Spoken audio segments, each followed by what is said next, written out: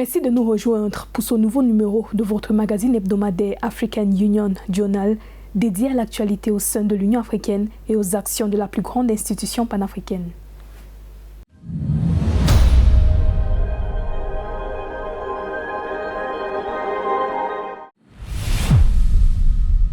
La plupart des pays africains consacrent moins de 20% de leur budget national à l'éducation.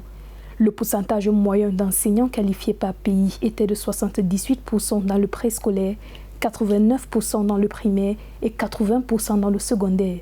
Des chiffres qui montrent que le secteur éducatif africain a besoin d'une reconstruction, l'un des chantiers prioritaires de l'agenda 2063 de l'Union africaine. Nathalie Mou. Promouvoir les sciences et le numérique pour un secteur éducatif plus résilient, c'est le défi que se lance l'Union africaine à travers la stratégie continentale de l'éducation pour l'Afrique 2015-2025. Cette vision se traduit à travers l'inclusivité de l'éducation ou encore la bonne gouvernance appliquée au secteur éducatif.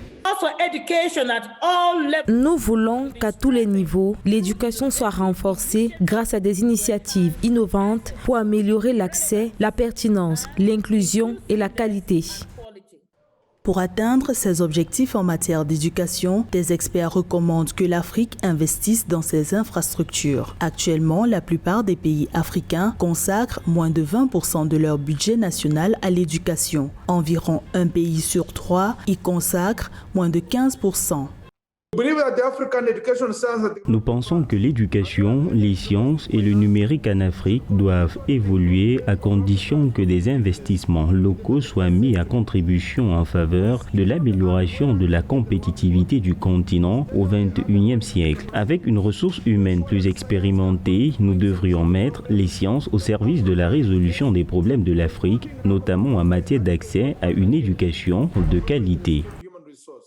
L'amélioration des systèmes éducatifs africains passe également par le renforcement en qualité et en quantité du nombre d'enseignants. Le défi étant surtout d'avoir sur le continent des enseignants qualifiés. En 2019, le pourcentage moyen d'enseignants qualifiés par pays était de 78% dans l'enseignement maternel, 89% au niveau primaire et 80% dans le secondaire.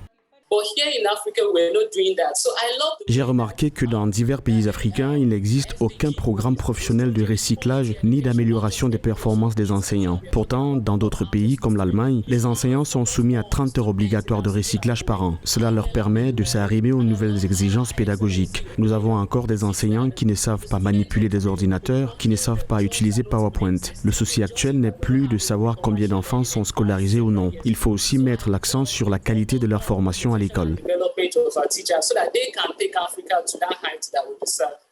L'Union africaine veut offrir un égal accès à l'éducation pour tous en Afrique. Sur le continent, des efforts considérables ont été réalisés. La proportion d'enfants non scolarisés parmi ceux en âge de fréquenter l'école primaire a été divisée par 2, passant de 35% en 2000 à 17% en 2019. La proportion d'enfants non scolarisés parmi ceux en âge de fréquenter le premier cycle du secondaire est passée de 43% à 33% au cours des 20 dernières années.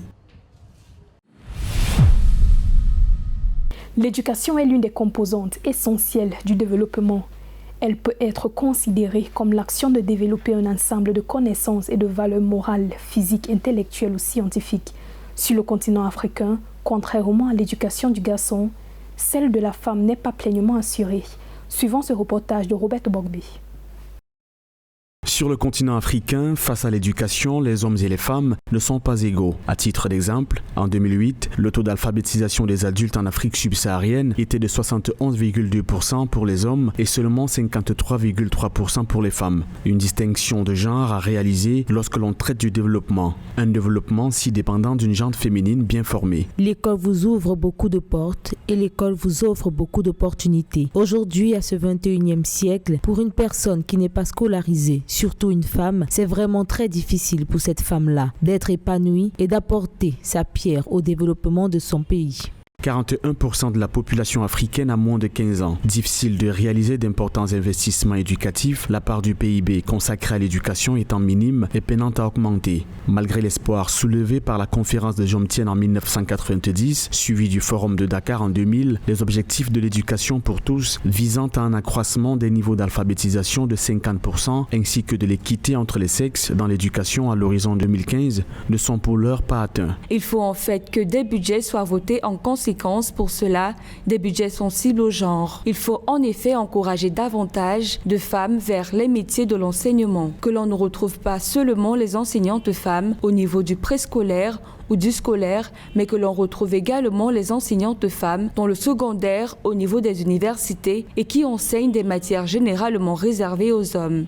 L'efficacité économique ne peut être optimale que lorsque l'accès à toutes les sphères de la société est le même, autant pour les hommes que les femmes. En Afrique, si les femmes ne dépensaient pas autant de temps à aller chercher de l'eau dans la journée, soit environ 3 heures par jour, il y aurait, selon des travaux sur l'éducation des femmes et le développement en Afrique subsaharienne, des milliers d'heures de travail économisées par an, où ces dernières pourraient par exemple exercer une activité rémunérée.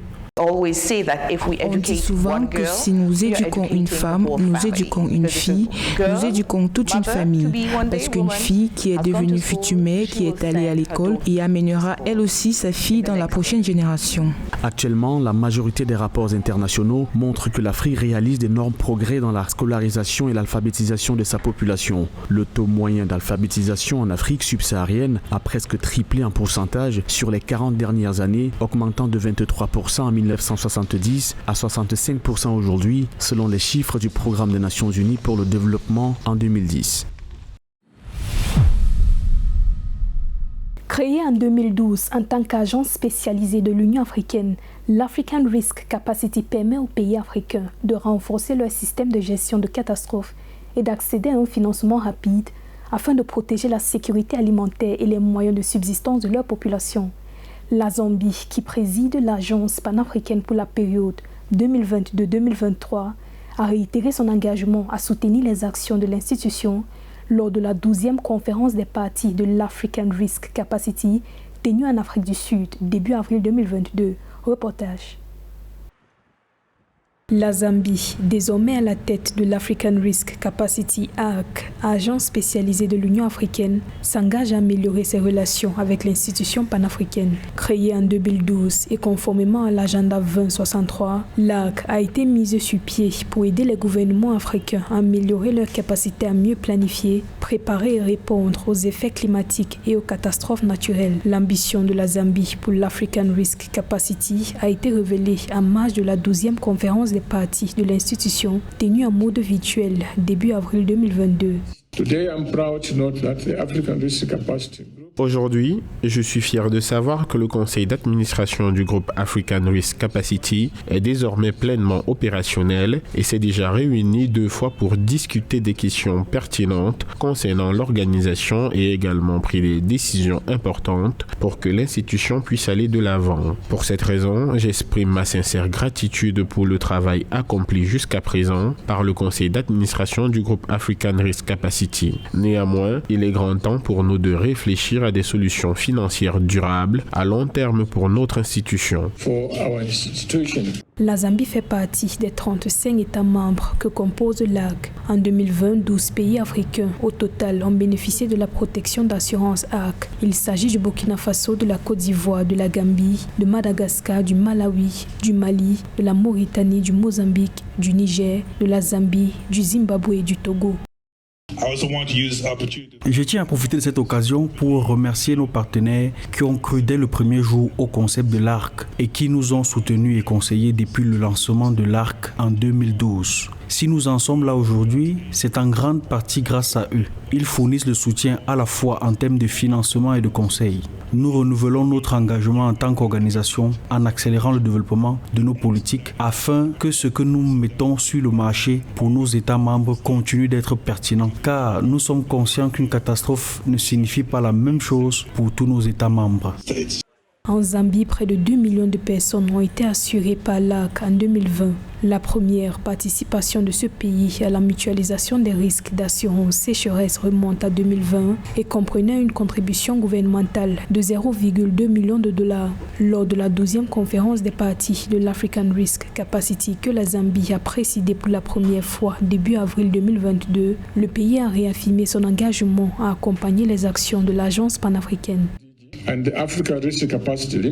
Il est important pour nous de prendre notre organisation continentale très au sérieux car ses avantages sont réels. J'encourage donc l'African Risk Capacity à accélérer la diversification de ses produits pour faire face aux problèmes liés aux mauvaises conditions météorologiques et aux catastrophes naturelles auxquelles nous sommes confrontés. J'appelle également les autres États membres à ratifier le traité de l'African Risk Capacity pour permettre à l'organisation de se développer et de mieux soutenir les États africains. Je tiens à vous assurer que le gouvernement de la République de Zambie fera tout ce qui est possible pour s'acquitter de ses responsabilités comme il se doit.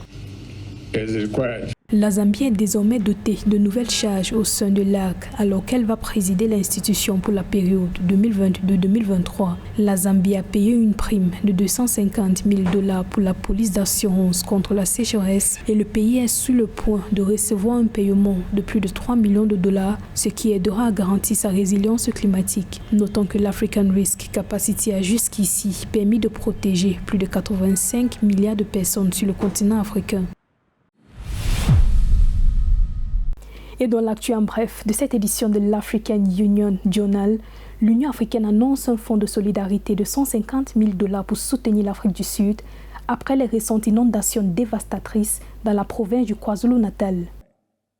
Le président de la Commission de l'Union africaine, Moussa Faki Mahamat, a annoncé la création d'un fonds de solidarité de 150 000 $ du fonds d'urgence de l'Union africaine pour soutenir les efforts de réponse et de sauvetage du gouvernement sud-africain suite aux récentes inondations dévastatrices dans la province du KwaZulu-Natal. Dans un communiqué rendu public le 20 avril 2022, le président de la Commission de l'Union africaine, Moussa Faki Mahamat, a exprimé son entière solidarité et a renouvelé ses sincères condoléances au gouvernement, au peuple d'Afrique du Sud et aux familles touchées par cette catastrophe naturelle qui a fait 448 victimes, 63 disparus et de nombreux dégâts matériels. Les États membres de la Communauté économique des États de l'Afrique centrale, CEEAC, formés à la prévention de l'extrémisme violent. La sous-région Afrique centrale fait en effet face à une diversité de menaces et défis sécuritaires, notamment les conflits et crises internes, le terrorisme et l'extrémisme violent, avec de nombreux groupes actifs dont Boko Haram et l'État islamique et autres. À cela s'ajoute la piraterie maritime dans le golfe de Guinée, la criminalité transfrontalière organisée et la cybercriminalité. Dans le cadre de son programme cadre conjoint pour la prévention de l'extrémisme violent 2020-2023, le Centre africain d'études et de recherche sur le terrorisme a organisé le deuxième cours régional de niveau supérieur sur la prévention de l'extrémisme violent en Afrique centrale en réponse aux demandes soumises par les autorités de plusieurs États membres de la CEEAC. Au terme de cette formation, les participants ont acquis une connaissance commune plus approfondie des problèmes liés à l'extrémisme violent et au terrorisme ainsi que d'autres types de violences connexes et des moteurs et causes qui contribuent à leur apparition, à leur augmentation et à leur déclin. Et l'adoption d'une feuille de route sur la production de méthodologies sur la migration sur le continent africain. Des experts en statistiques de la migration de 25 États membres de l'Union africaine, des communautés économiques régionales et d'autres organisations régionales et internationales ont convergé lors de la réunion du groupe d'experts sur le développement de méthodologies sur les statistiques de la migration et de la mobilité en Afrique qui s'est tenue du 11 au 12 avril 2022 à Marrakech, Maroc, pour élaborer des lignes directives pour une mise en œuvre efficace du programme de migration en Afrique. La réunion s'est achevée par l'adoption d'une feuille de route sur la production de méthodologies sur la migration en Afrique en lien avec la stratégie révisée pour l'harmonisation des statistiques en Afrique et la charte africaine de la statistique, ainsi qu'un document sur l'état des concepts et des définitions utilisées pour la production de statistiques sur la migration en Afrique.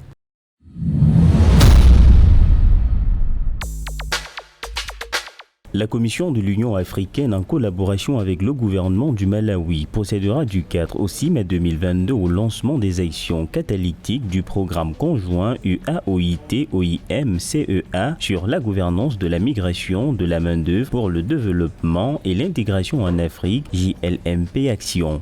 Créé en juin 2021, JLMP Action a pour but de contribuer au renforcement de la gouvernance efficace et de la réglementation de la migration et de la mobilité de la main-d'œuvre pour un développement durable amélioré pour une croissance économique inclusive et l'intégration régionale du continent africain.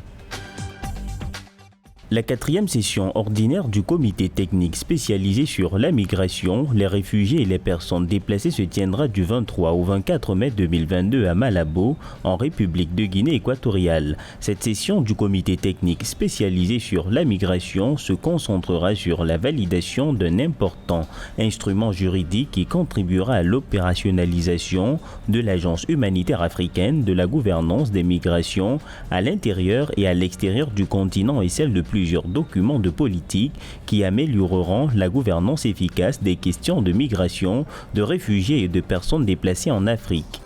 Le sommet extraordinaire des chefs d'État africains sur l'industrialisation et de la diversification économique de l'Afrique se tiendra du 20 au 25 novembre 2022 à Niamey au Niger. Selon l'Union africaine, ce sommet vise à souligner la détermination et l'engagement renouvelé de l'Afrique en faveur de l'industrialisation comme l'un des piliers centraux de la réalisation des objectifs de croissance économique et de développement du continent.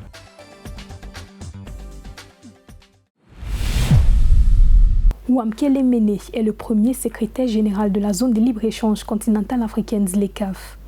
Opérationnel depuis le 1er janvier 2021, la ZLECAf vise à renforcer les échanges intra-africains en réduisant de 90% les taxes douanières sur 10 ans, mais surtout mettre en place un nouveau système économique qui limite la dépendance occidentale. Un sujet de Joël Balou. Le Sud-Africain Wamkele Mene est le premier secrétaire général de la zone de libre-échange continentale africaine, entré en vigueur le 1er janvier 2021. Son rôle, aider les 55 pays membres de la ZLECAf à valoriser la production locale, les échanges régionaux, afin de réduire au maximum la dépendance occidentale.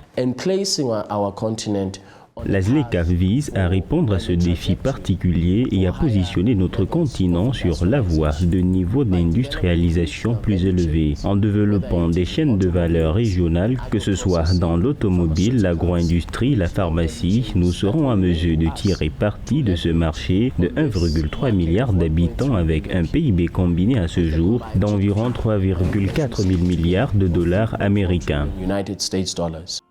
Les exportations africaines vers les marchés mondiaux ont affiché un bon record de 42%. Pourtant, le commerce intra-africain dans la même période se situe à 20%. Aussi, avec la mise en place de la ZLECAf, Wamkele Mene entend contribuer au démantèlement d'un modèle économique dépassé afin d'élargir le champ des échanges entre les pays africains. Now have an opportunity and COVID-19 has pushed this to the fore. Nous avons eu une opportunité et le Covid-19 a fait avancer cela pour tirer parti de la ZLECAf, fabriquer des vaccins sur le continent africain et établir une industrie des médicaments génériques. Si nous parvenons à réformer et à reconfigurer notre régime de droit de propriété intellectuelle en tant que continent grâce à la ZLECAf, nous nous positionnons pour réduire la dépendance extérieure. We would be positioning ourselves for reducing reliance on others. Avec la pandémie de Covid-19 et la guerre en Ukraine, l'Union africaine a compris la nécessité pour l'Afrique de valoriser la production et la consommation locale. Des stratégies qui contribuent au renforcement des échanges commerciaux en réduisant de 90% les taxes douanières sur 10 ans grâce à la ZLECAf. La ZLECAf stimulera considérablement le commerce intra-africain. Si l'accord est effectivement mis en œuvre d'ici 2035, nous aurons la possibilité de contribuer à hauteur de 450 milliards de dollars au PIB global de l'Afrique. Nous avons également la possibilité de stimuler le commerce intra-africain jusqu'à 80% et de sortir près de 100 millions d'Africains de la pauvreté. Au cours des prochaines années, la ZLECAf va contribuer au processus de redressement inclusif et économique de l'Afrique. C'est ainsi que l'Union africaine entend redynamiser le commerce intra-africain et s'assurer que le commerce intra-africain soit le moteur de la reprise économique du continent.